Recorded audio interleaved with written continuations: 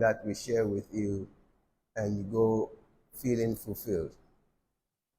Today's topic is super conscious meditation. Super conscious meditation. Currently, meditation is being taught in some universities all over the world. But when I first came on the scene in Ghana, a lot of people had some fears about meditation. Some pastors went around telling people that, oh, you sit down, you put your mind in neutral and the devil takes over. And sometimes I ask, now, those of you who have seen or who have been to CSE from 1979 to date, have you seen anyone being, possessed or behaving, funny after meditation or during meditation ever? Well, the answer is no. See, a lot of the ministers do not really understand their own ministry. When you read in the Christian Bible, be still and know that I am God. What is it talking about? It's talking about meditation. When it says, Jesus said, come unto me, all ye that labor and are heavy laden, and I will give you rest. Take my yoke upon you, for I am meek and lowly at heart, and ye shall find rest unto your souls. That is about meditation. Finding rest unto your soul is meditation. You see, superconscious meditation is finding rest in our essence of being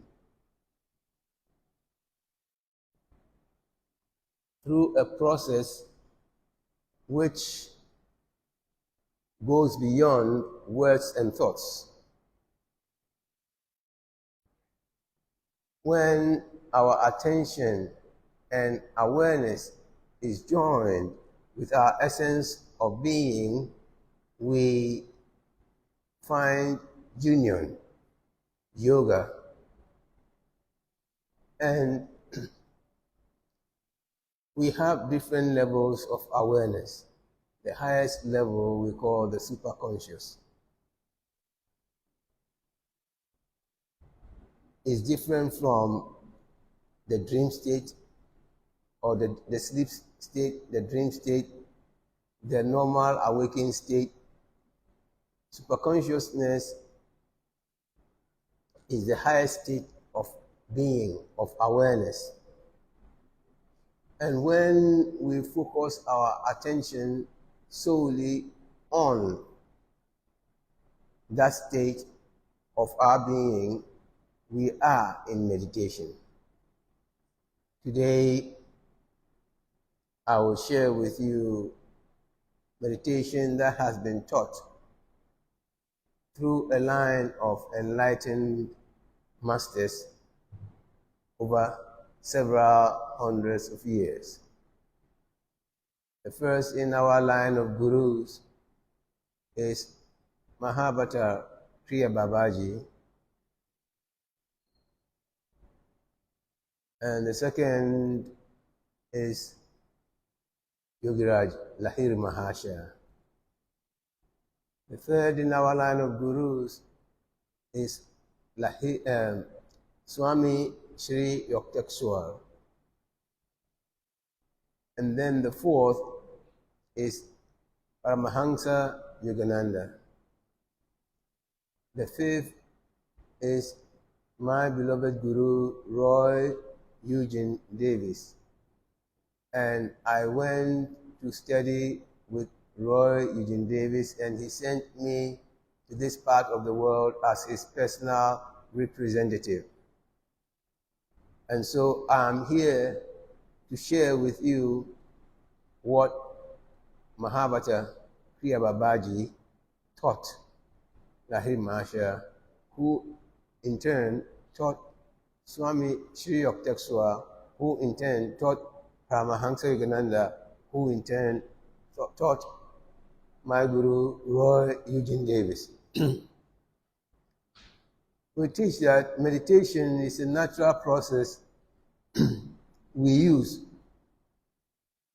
to effectively relax the body, calm the emotions, clear the mind, so that we may rest in our original nature as spiritual beings. And there are so many ways you can meditate. For you to meditate, initially you need a quiet place where you will not be disturbed during the practice of your meditation process. And secondly, you need to sit in an upright, relaxed position. And thirdly, you need to learn how to concentrate.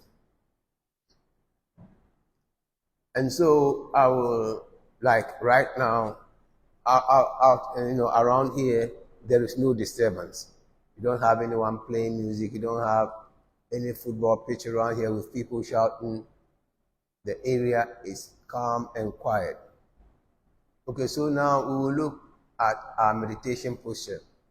We say that the ideal meditation posture is one in which the body is erect but not rigid. So we hold the trunk of the body erect. You sit, you move forward on your chair so that you refrain from leaning on the back of the chair, and place your hands on your thighs like this, and place the forefinger and the thumb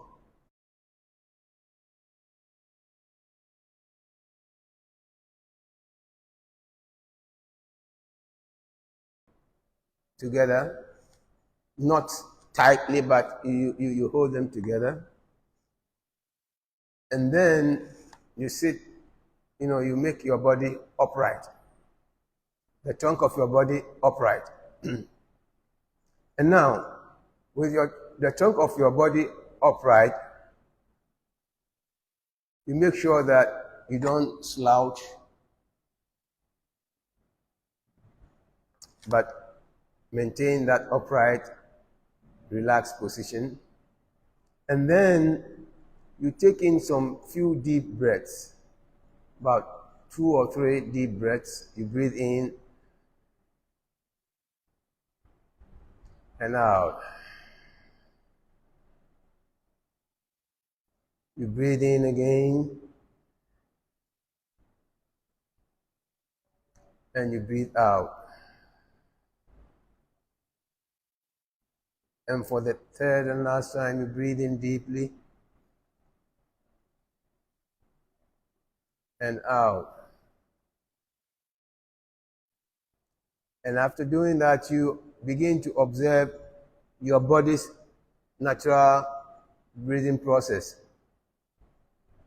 Let your body breathe in and out, and begin to observe your body as your body breathes in and out.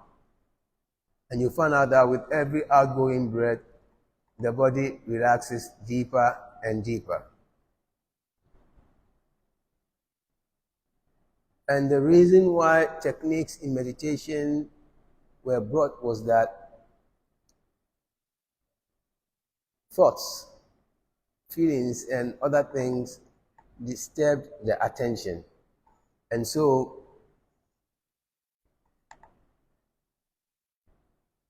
to send the attention going within, firstly, I will share with you prayerful meditation.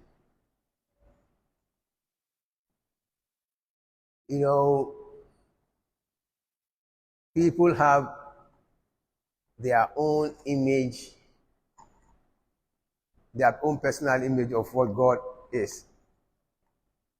And you find out that in some traditions, they have statues or pictures of saints, people who reminded others about God. It is one thing to do that, but you must go beyond that.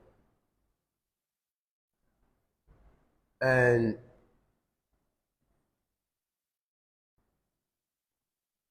you go about it this way. You acknowledge the presence of God. And you pray to the aspect of God which feels natural to you. Now, Paramahansa Ganandaji taught his disciples to pray this way. He said, when you pray, pray like this.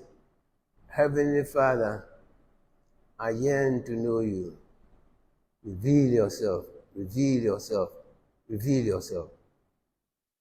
My Guru taught us that and also taught us to pray until no words come. In America, sometimes they say, you pray until you feel prayed through. So, you can start, Heavenly Father, Mother God, I thank you for giving me this opportunity to sit before you in meditation. I've read and heard about you. I've watched people talk about you. Lord, I yearn to know you. Reveal yourself. Reveal yourself. And you pray like that until there is nothing more but the feeling of wanting to know God only remains. And then you close your eyes and watch the natural flow of your breathing process. And rest in the silence. Now, there is the affirmative way of entering into meditation, and that one you can use, I am spirit, or I am a life-giving spirit made in the image and likeness of God. These are true statements about you. Okay? I am spirit is true about you. I am a life-giving spirit made in the image and likeness of God is true about you. And you make a statement of truth with the intention of realizing it, making it real for you. And so, when you breathe in, I am, when you breathe out, spirit, or you just say, I am spirit, or I am a life-giving spirit made in the image and likeness of God. I am a life-giving spirit made in the image and likeness of God.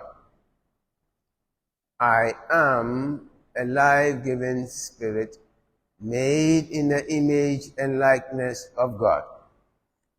And you go from loud to soft until you begin to say it in your mind. I am a life-giving spirit made in the image and likeness of God. You say it mentally until you feel someone is saying that about you, and you rest in the silence.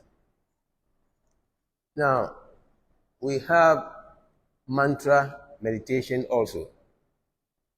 Mantra comes from two words, man and tra. Man is from the Sanskrit word manas, and tra is to protect and take beyond. Protect and go beyond. So your mind is protected and your attention is taken beyond the mental processes into the transcendental state. And there is a story about a student who went to his master who had taught them how to meditate. And he said, "Sir, can you give me the greatest mantra?" And the teacher looked at him calmly and he said, "Affirm, contemplate, and realize the truth of this statement. I am spirit."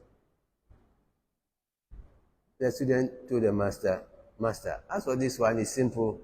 It's too ordinary. I want a heavy set mantra." And the master said, "I don't deal in such mantras." And then the student looked at him, he said, "You don't look like a master anyway, I'm out of here." He left to look for a master made in his own image and after his likeness. He went to several places judging master after master until he met a master who looked like what he had thought a master would look like. And the master told him, "Well, if you like to have the greatest mantra, you need to work here for 25 years. He said, "Well, if I have to work here for 25 years, then it must be a heavy mantra." So he stayed there. He did whatever he was told. He was taught all kinds of disciplines. And then 3 days to the time,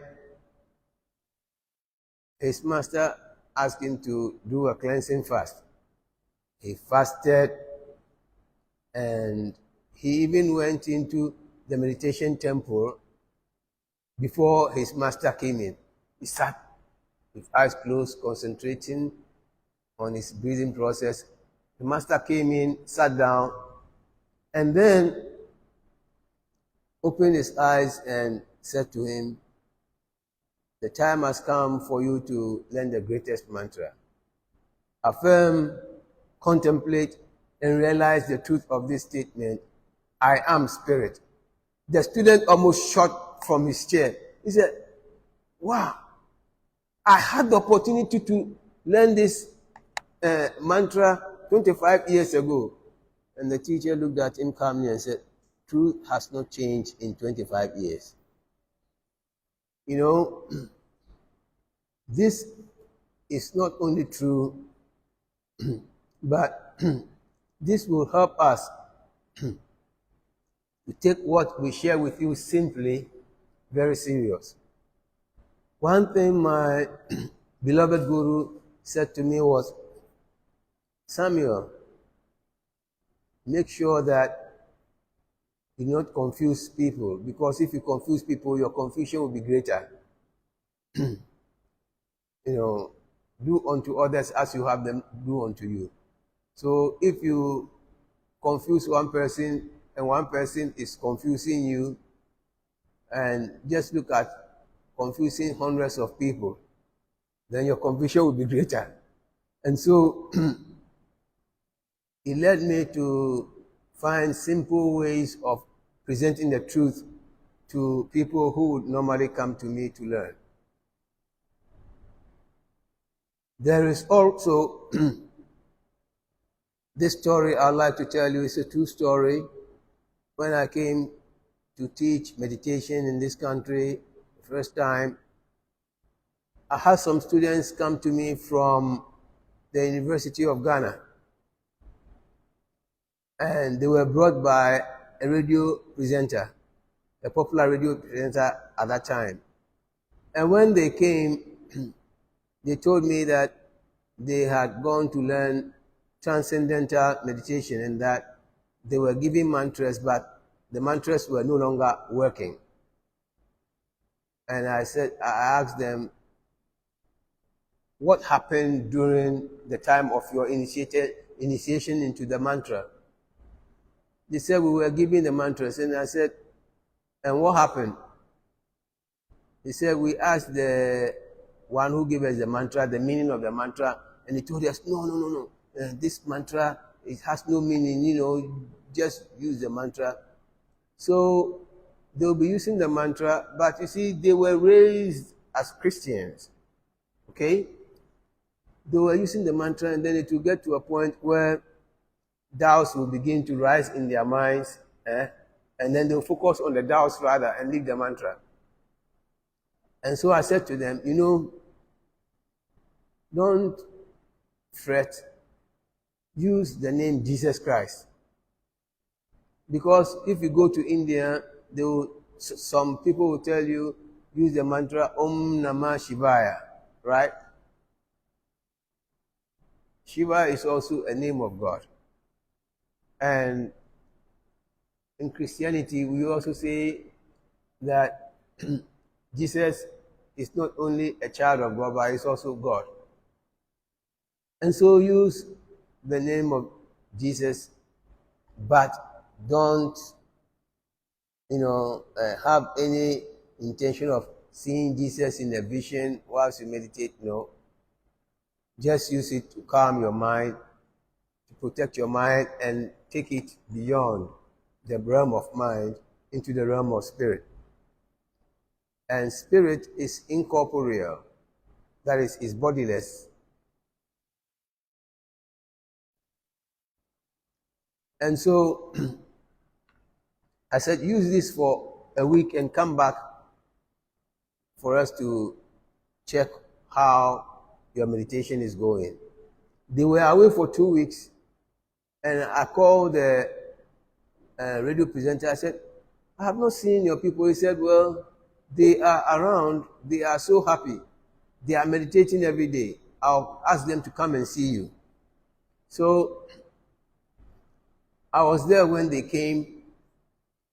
They sat in and I asked them, how is your meditation going? They said, oh, it's fantastic. I mean, look, we use the name Jesus Christ and our thoughts settled, our thoughts cleared and our feelings settled, and we were in a state of deep peace. And I said, well, you are now meditating. And they saw me a few more times, and I never pushed them to become CSA members, because you can never push anyone. You can present the message to them. It is up to them to fellowship with you. Then we have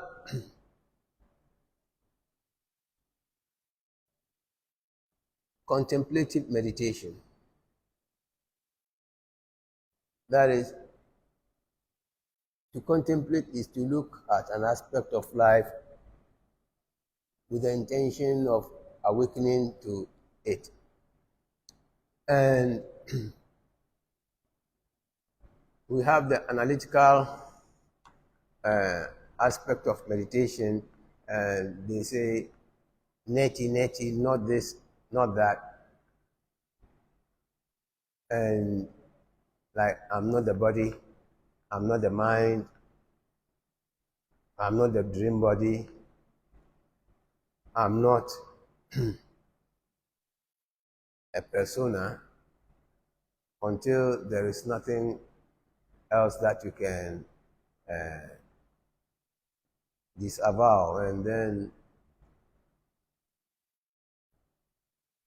suddenly your thoughts begin to settle and your feelings also go down, and you rest in your original nature. In South India, there came a yogi there known as Sri Ramana Maharshi, who popularized one aspect of meditation, which he said, just inquire into the reality of your own being. Inquire into the reality of your own being. And what happens is that it says, focus your attention on the heart. Not the spirit, no, not the physical heart which pumps blood, but the spiritual heart center. You see, in the middle of your chest, a little bit to the right, that is where you point me. So, in there is your spiritual heart center. And you focus your attention there. And as you close your eyes, any thought which comes into your mind, you ask, to whom is this thought? To whom is this thought occurring to? To me. Who am I? But my guru, Roy Eugene Davis, said, instead of asking, who am I, which sometimes led to people saying that maybe I am the Queen of Sheba or Moses or whatever, ask, what am I?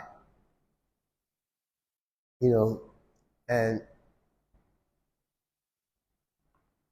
there is no mental answer to this, but there is a realization of I am spirit, because your attention goes beyond words and thoughts.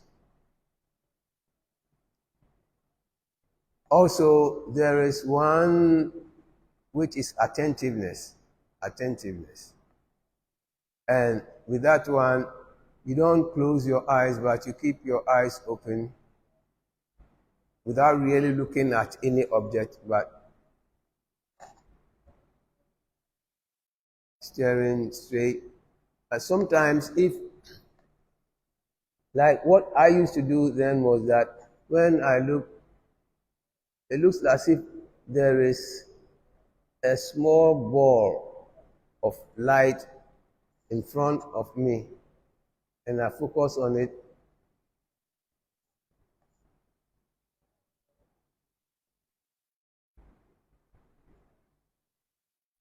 And suddenly, like if people are sitting down, they no longer feature in my consciousness, The attention is so focused on what you are doing that you lose awareness of the outside world and the noise and everything. And I remember once I was going to the US, I went through Zurich in Switzerland, and I was sitting in the airport, and my attention was outside. I had not closed my eyes. And then suddenly, a lady came to me, and she said, "Sir, can you pray with me?" I said, "Why are you asking me?" They said, "Oh, she's going through some intense emotional challenge, and she was looking for someone who was relaxed." And she looked at me. I was sitting straight, quiet. I was not looking to the right or to the left. And she observed me for a while. And it was only when I had bowed down my head that she mustered up the courage to come over to me. I said, "Well, you can sit by me and be silent." I didn't say a word. And after some time, she said, "Well, I feel relaxed. Thank you." I said, "Thank you." And she left. You see, sometimes it is not your prayer telling God the history of humankind, but your quiet presence can let a person's emotions and thoughts settle, and the truth will just pop up in their minds, and their challenge will be resolved. And so, don't make shouting prayer your forte. I remember I used to attend a certain church in Dakuma, and sometimes they say, when a person is sick, they say, go and shout him out. And then they'll come and they will say, well, where do you feel the pain? You say, here. Then they put them up, Jesus! And then you say, well, then, Jesus! You know, they are shouting. And sometimes when they shout Jesus, you know, it startles you, you know, and takes you out of your current state. I've seen people have their pain increase and some pains go down. And one day I was in a church and they said, the head minister said, we should pray for those around us. And I had a cousin standing by me who was always, you know, praying, and I said, Lord. And then when I said Lord, all the people standing around me kept quiet. Because when he came, he told me that he had some malaria, he was shivering. And I said, Lord, this my brother standing next to me is complaining about sickness and has lost focus on you. Please reveal your healing presence in him for him to know that you are. And I shut up. And after we finished prayer, you know, because people were praying for a long period, after we finished, he hugged me. He said, Brother, you have healed me. I said, I have not done anything. I just made a statement. And the Lord responded. So you have it. He went telling everyone about the healing. And people started coming to me. I said, my brother or my sister, I do not know anything about healing. They said we must pray for the people standing next to us. And this is what he had told me. And I also addressed that to God, and God revealed his healing presence in him. And so you cannot make me your healer of note. You see, meditation is what they call waiting on the Lord. To wait on the Lord, so many things will come into your mind and go. But we say that God is everywhere present. If God is everywhere present, we must be able to recognize God just like that. But because of the processes of our thoughts and feelings, it does not give us the opportunity to recognize God immediately. And so we have to allow the thoughts and the feelings to settle down and get clear, and then we'll be able to experience spirit. But after you have done it for so long, you will eventually begin in your waking, in your everyday state, begin to notice the presence of God in others. See, meditation is such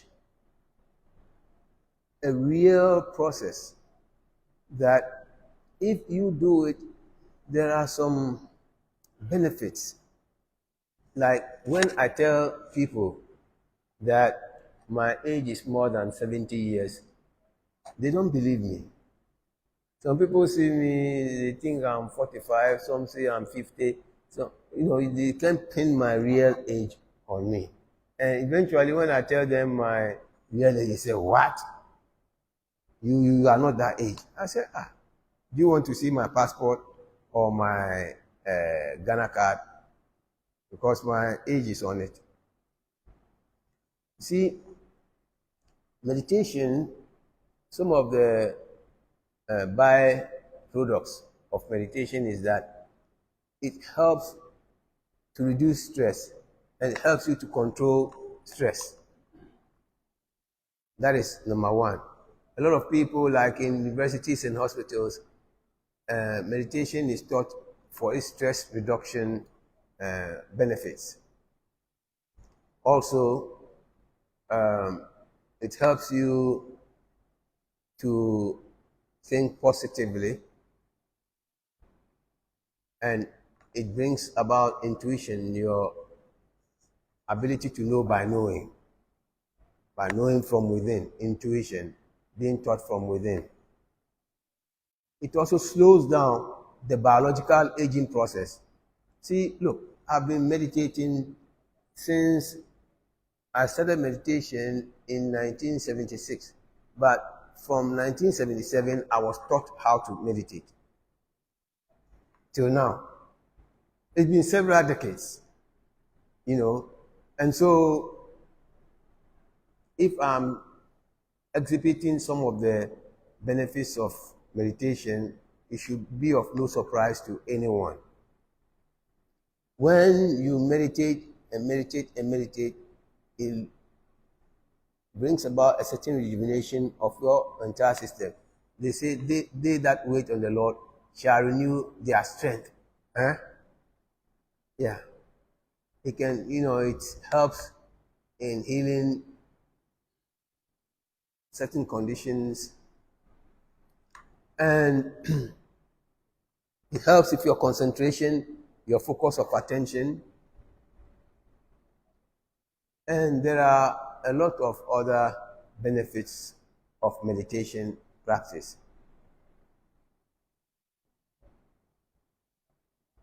You can also use meditation to proceed, to precede creative imagination. You meditate until your attention goes deep within, and then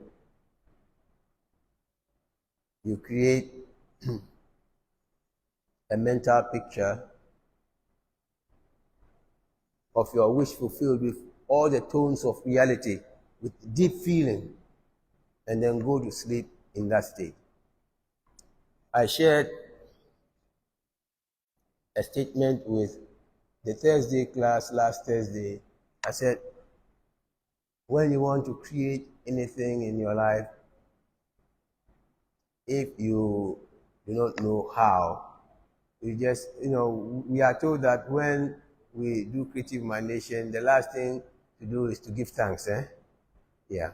So you say, thank you for showing me that this issue is already solved.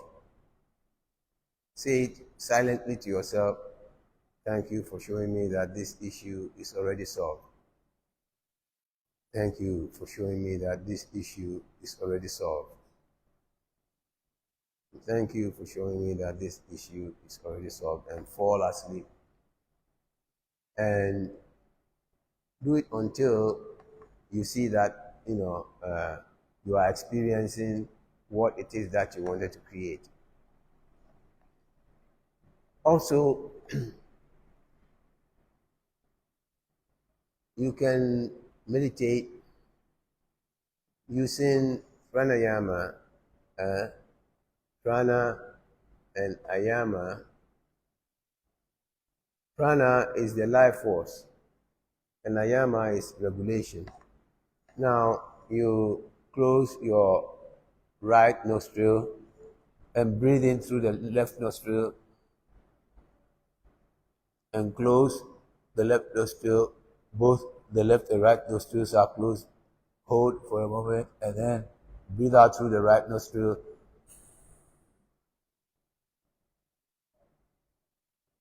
And then pause momentarily and breathe in through the right nostril. Hold and breathe out through the left nostril.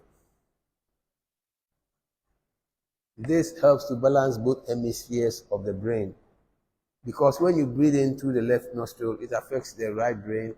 When you breathe into the right nostril, it affects the left brain.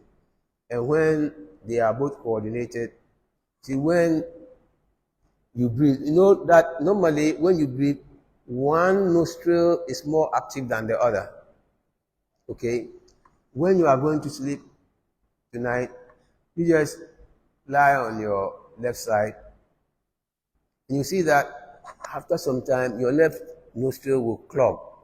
It's like it's closed, and you are breathing only through your right nostril. And when it happens like that, your body gets warmed up.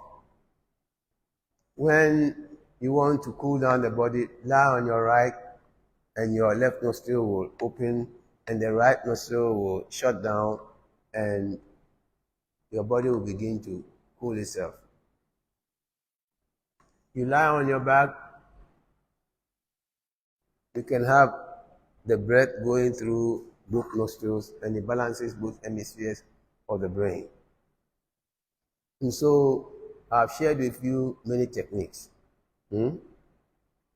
from just watching the breath, through mantra, through prayer, through affirmation, through contemplation, and inquiring into the reality of your own being, using the alternate nostril breathing. All of these are techniques that you can use to calm the emotions and clear the mind. But now we have to do the practice itself. And you pick whichever technique you want to use. But when I was taught meditation, I was given a mantra. And the mantra I was given was Hong So. Hong with inhalation and So with exhalation. Hong with inhalation, So with exhalation. And you know,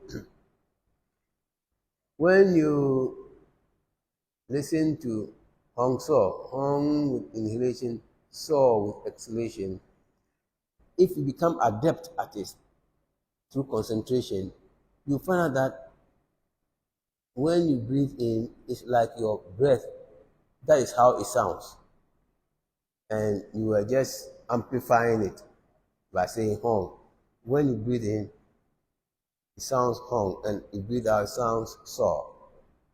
You know. And how many of you have gone to cinemas in Ghana before, this country? You know, when you go to cinemas and they are fighting, what do they say?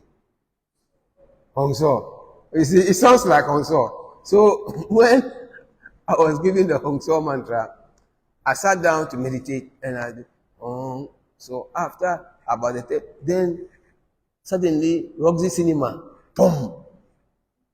And I started hearing, people yelling Hong So, Hong So. I said, hey, what is this? But I sat through it. I said, this is the mantra I've been given. I'll sit through it. I sat through it. And so, when the next time I met my Guru Roy, as I said, the mantra that was given to me is getting some problems.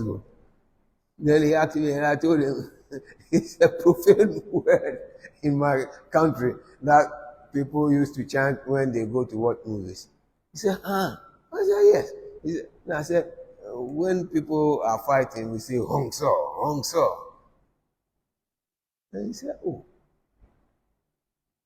He said, then let me give you can use Suham mantra. I said, don't worry, this is the mantra of the tradition. I will use it because I have learned to overcome it. And so if any of you sit down and Hong So comes to your mind, don't worry. Just relax. You'll be able to overcome it. If Samuel can overcome it, everyone else can overcome it too. But if you feel that, you are too religious, you don't want any mantra, because the Hong So just means that I am. Eh? And if you don't want that I am, you can use Jesus with inhalation, Christ with exhalation.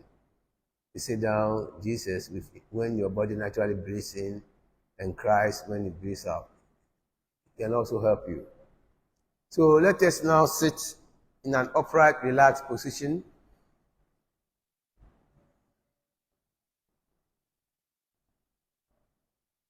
We close our eyes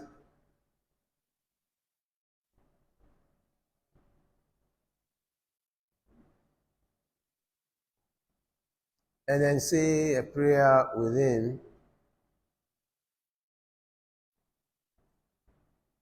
Pray to God as you understand God to be.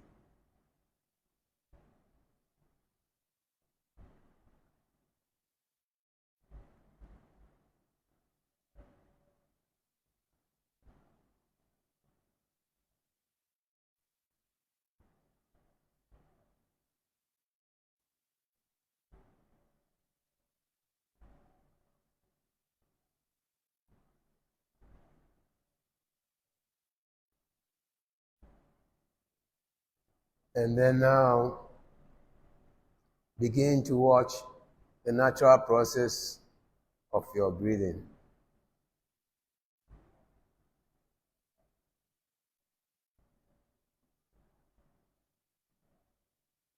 Watch the air come in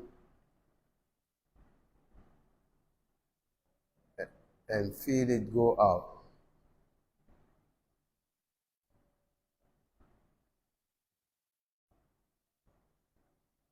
And as the air comes in, because the room is filled with air conditioning, you feel some cool air on the edges of your nostrils.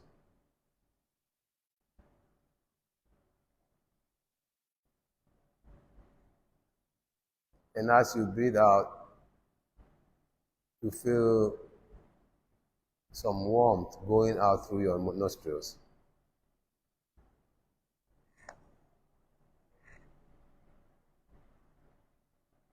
Let your attention be focused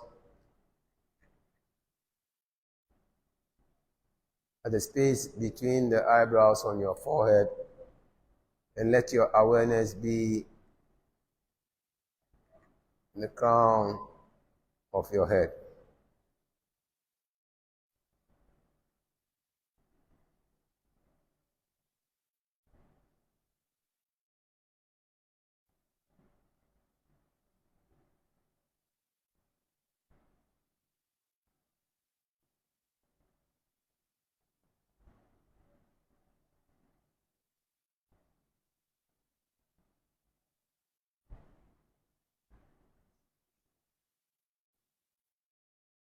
And now you can use any of the techniques to calm and clear the mind as you continue with the meditation process.